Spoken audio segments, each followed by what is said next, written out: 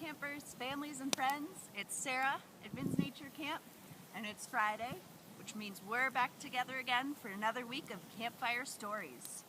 I hope you've got your s'more supplies ready. So before we begin, you know the drill. We're going to take a minute to pause and reflect on the week we've just had. I hope you have had a wonderful week and have lots of favorite memories to choose from. Mine was going to a pond near my house. Gave my dogs a chance to go for a swim, and I was able to observe all the different kinds of wildlife, from frogs to birds. They call that habitat and the surrounding area home. It was really neat. What was your favorite memory? Go ahead and pause the movie now if you want to, and share that with those around you. Now I hope you've been enjoying Vince's Life Cycle of a Tree series that this video is a part of. If you haven't watched all of the videos, go back and check them out. And you can learn about so many different stages and the importance of those different stages of trees. When I was trying to decide what stories to read this week, I was looking through my bookshelf, and I found one of my favorite books from when I was a child. I think you might recognize it too. It's called The Giving Tree by Shel Silverstein.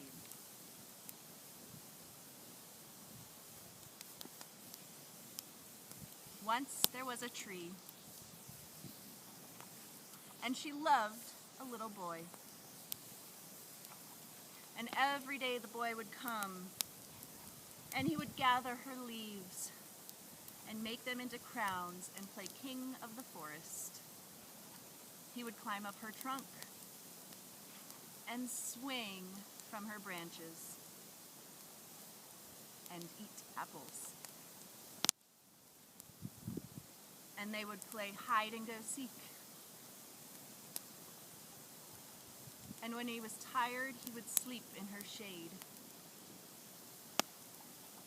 And the boy loved the tree very much. And the tree was happy. But time went by, and the boy grew older. And the tree was often alone. One day the boy came to the tree, and the tree said, "Come, boy, come climb up my trunk and swing from my branches and eat apples and play in my shade and be happy." "I am too big to climb and play," said the boy. "I want to buy things and have fun. I want some money. Can you give me some money?" "I'm sorry," said the tree, "but I have no money. I only have leaves and apples. Take my apples, boy, and sell them in the city. Then you will have money, and you will be happy." And so the boy climbed up the tree and gathered her apples and carried them away. And the tree was happy. But the boy stayed away for a long time. And the tree was sad. And then one day the boy came back, and the tree shook with joy. She said, "Come, boy, come climb up my trunk and swing from my branches and be happy." "I am too busy to climb trees," said the boy. "I want a house to keep me warm," he said. "I want a wife and I want children, so I need a house. Can you give me a house?" "I have no house," said the tree. "The forest is my house. But you may cut off my branches and build a house. Then you will be happy." And so the boy cut off her branches and carried them away to build his house. And the tree was happy. But the boy stayed away a long time. And when he came back, the tree was so happy she could hardly speak. "Come, boy," she whispered, "come and play." "I am too old and sad to play," said the boy.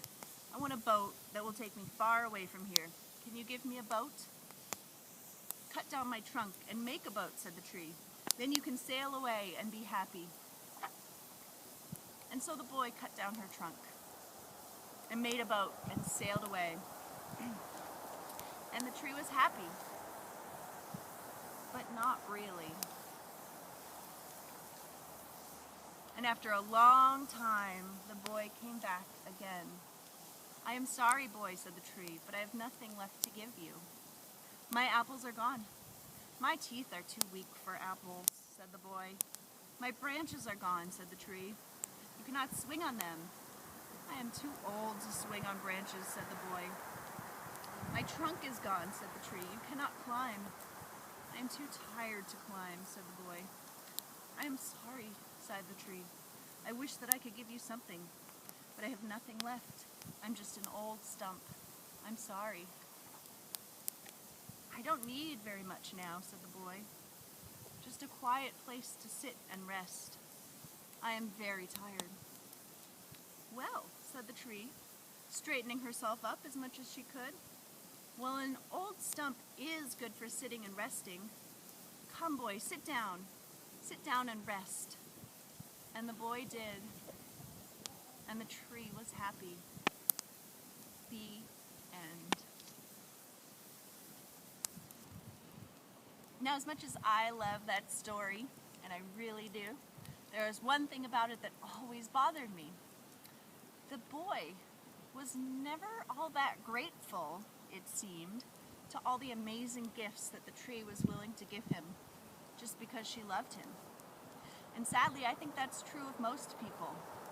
We don't fully appreciate everything that trees give us, from the very air that we breathe when they convert carbon dioxide into oxygen, to food that we love to eat like apples or maple syrup or walnuts, and to even materials that we can use to build our houses with or to keep ourselves warm and have nice campfires.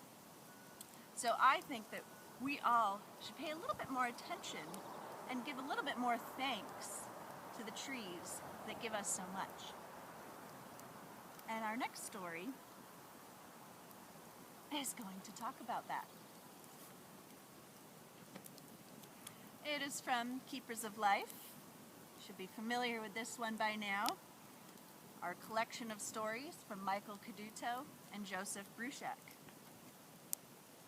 And it is called The Thanks to the Trees, from the Seneca of the Eastern Woodlands.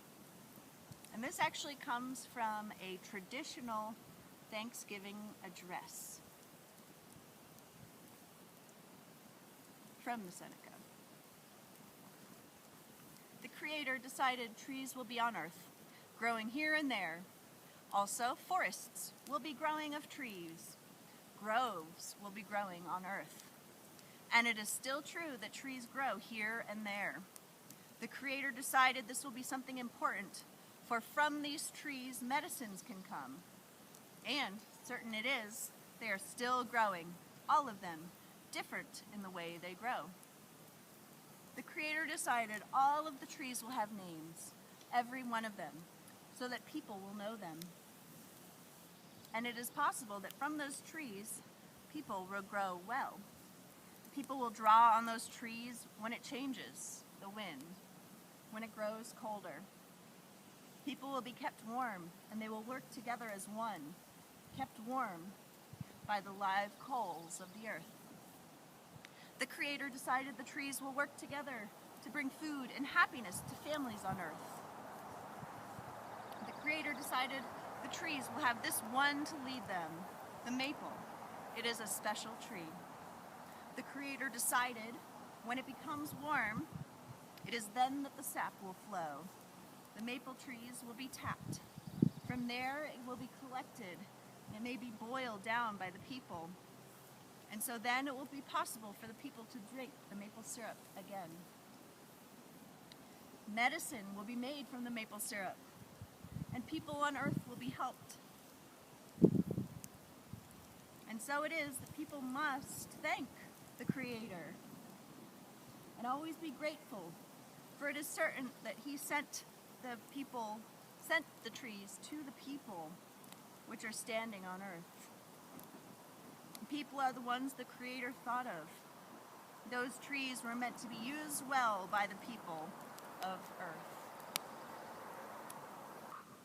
So I hope, as you go about your week, you give a little bit of extra thought to the trees and to everything in your life that comes from trees, and really appreciate these wonderful gifts that they can give us.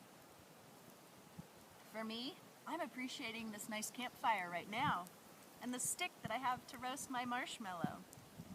So on that note, I'm going to say goodbye. Hope to see you back again next week for more campfire stories, and have a wonderful week.